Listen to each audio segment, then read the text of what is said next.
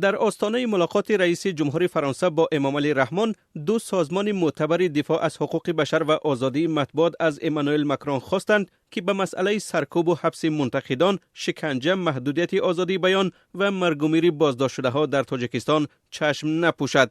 سازمان دیدبان حقوق بشر روز 6 نوامبر با نشر نامه گفت مطمئنا امامعلی رحمان از فرانسه پشتیبانی سیاسی و اقتصادی را درخواست خواهد کرد. این سازمان میگوید ماکرون باید به اصول خود صادق باشد و رئیس جمهور رحمان را از سیاست‌های سرکوبگرایانه آگاه کند.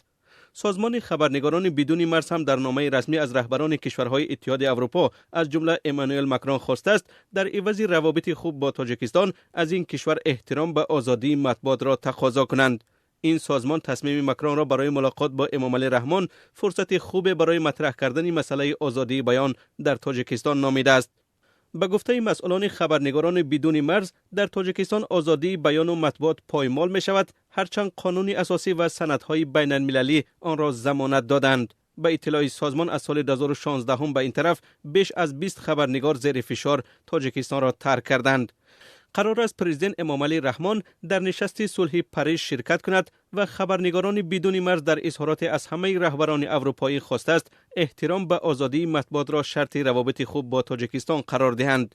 تاجیکستان از سال 2015 به این طرف در شاخص یا ایندکس آزادی مطبوعات در جهان 45 زین پایین رفته است. سقوط چشمگیری که بخشی از آن به دلیل سانسور گسترده اینترنت است. این سازمان میگوید خدمات علاقه تاجیکستان به طور غیر قانونی و خودسرانه وبسایت های خبری مستقل به مانند ازیا پلاس را بسته است.